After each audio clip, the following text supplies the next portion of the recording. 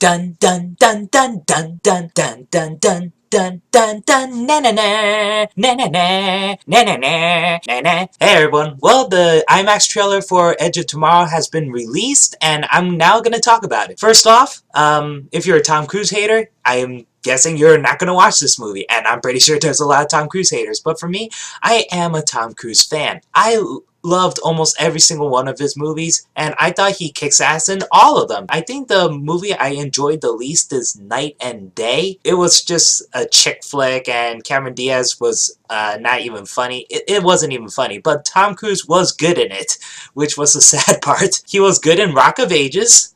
He was the best part. Everyone else kinda sucks. I love the Mission Impossible series, especially Mission Impossible Ghost Protocol. Mission Impossible 2 to me was a bit of a bore until the last 30 minutes, which has a lot of great action. I really liked Jack Reacher. I really liked Oblivion. And if you guys haven't seen Oblivion, I really recommend it. It's from the same director of Tron Legacy. It has great visuals, very interesting twists, and Tom Cruise is great in it. Even though for some reason Tom Cruise has a habit of playing a guy like named Jack. The thing about Tom Cruise with me is that I always take him as an actor. I never cared about his crazy antics. I never cared about his stupid comments, like the one recently about acting is just like being in a battle, just like being in the army. I really don't agree with that. I think he was a dumbass for saying that. I don't care about his religious beliefs. I just care about him acting-wise. And yeah, I guess a lot of people don't like Tom Cruise because he's kind of playing the same roles over and over. You know, he's a one-man army for some reason, but he's like a relatable guy. He's like Bruce Willis to me, except you know, he runs very fast. Seriously, in all his movies, he runs very, very fast. He outruns a sandstorm at one point in Mission Impossible Ghost Protocol. You gotta admit, this guy has major balls because in Mission Impossible Ghost Protocol, he actually climbed the tower. The director even said that, oh, we could have had a stunt double, but Tom Cruise was like, nope, I gotta make it look real. So, you know what? I give him props. Heard that he did a lot of the stunts for Jack Reacher, and yeah, they look painful too. And Oblivion also, you know what? I like Tom Cruise. Tom Cruise is awesome. So in here, I'm excited for this movie. The trailers and TV clips I've seen, I really like it. I guess it's because I'm a Tom Cruise fan, so this just looks interesting, but I know to a lot of people, they're thinking, oh, it's the same movie that Tom Cruise always does. He plays a guy, and I don't know his character's name in this, but it's probably Jack. And he runs. He always runs. I don't know. To me, Tom Cruise is just relatable as an everyday action hero. He just is. I liked him as Ethan Hunt. I like him as Jack Reacher. I like him as Jack from Oblivion. And I liked him in The Firm. I liked him in Rain Man. Yeah, Rain Man I thought is one of his best dramatic roles. And he was great in Tropic Thunder. I really like the story with this, mostly because it reminds me of another sci-fi movie called Source Code, which is directed by Duncan Jones, who I believe is directing the World of Warcraft movie. That's going to be pretty interesting. So Source Code, if you haven't seen the movie, I really recommend it because it's one of the underrated sci-fi movies out there. It has Jake Gyllenhaal. He plays a guy who's in this simulation where he only has 8 minutes to figure out who planted the bomb on the train, and once the 8 minutes are up, he dies because the train blows up. And he has to figure out who the terrorist is because the terrorist is going to strike again. So that concept alone is very interesting, and it's a great movie and has a very good twist at the end. So for this, Edge of Tomorrow, I wonder if this is connecting to Oblivion, because if you haven't seen Oblivion, I also recommend that.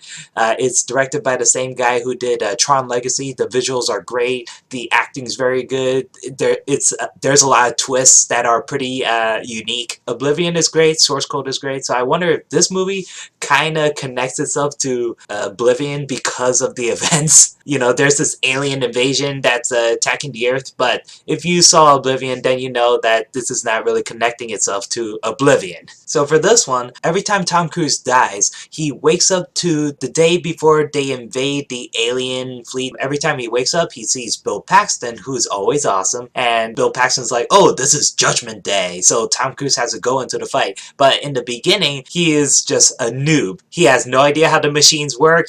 For some reason, he's in battle, and he just keeps dying easily and more quickly, and he's scared shitless. And then he meets up with Emily Blunt, who knows about Tom Cruise's secret ability to time travel, or I don't know if this movie's gonna turn out to be a simulation, or Tom Cruise really has this awesome psychic ability to go back and rewrite history.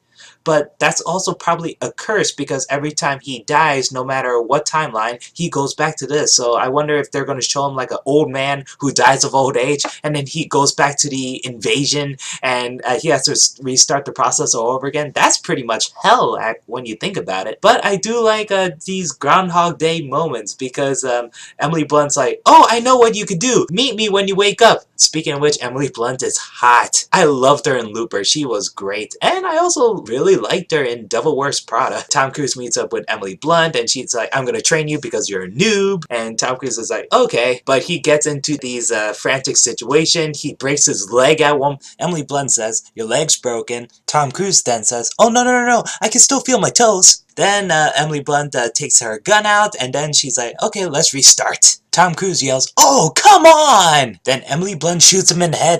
Then he wakes up, he's like, ah! I hate that! I hate restarting! Every time Tom Cruise does this, he gets better and better, and he becomes a badass alien killer. And that is awesome. I really like this idea that he is retraining himself. It kind of feels like Assassin's Creed a bit. But he's not, putting his mind into another ancestor or something like that, no. But he's learning everything he learns, and then when he goes back to his original body, I guess, then he uses all these skills and kicks ass. And my god, in these scenes, he kicks a lot of ass. Especially since Tom Cruise is in this very big hunk of armor. It kind of reminds me of Starship Troopers, but extremely bulky and heavy. But Tom Cruise runs extremely fast in it. And then you see more of the aliens, and they remind me of the Sentinels from The Matrix. I wonder if there's going to be more different designs for the aliens, because that's the one thing I kind of don't like about these sci-fi movies. They show just one type of alien and they just repeat the design. So I'm wondering if there's going to be a major boss battle or something like that. Show me a boss fight, okay? In any of these movies. I want a boss fight, okay? See a giant mother sentinel alien which sprouts eggs or something like that. What I like is the final scene when Bill Paxton and one guy is like, what's Tom Cruise doing? Who is that Tom Cruise guy? And Tom Cruise is being badass.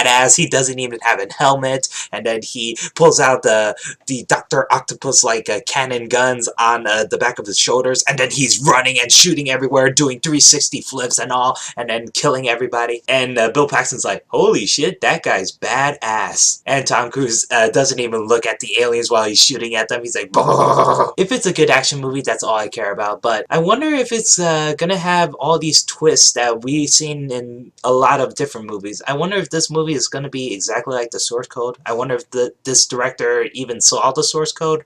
Probably that inspired him. I don't know. But since it's a Tom Cruise movie, I'm pretty sure that it'll be a fun action flick at least. If it's not, then I'm going to be extremely disappointed. Oh, and another thing. Emily Blunt has a big-ass Buster Sword that reminds me of Cloud Sword from Final Fantasy VII. That's an A+. That's my thoughts on the IMAX trailer for Edge of Tomorrow. Write down in the comments below what you think of the trailer. Are you excited for the movie? Are you not? Are you a Tom Cruise hater? Do you hate Tom Cruise? Do you love Tom Cruise? Let me know. Well, guys, this is it. Thank you for watching, and until next time, peace.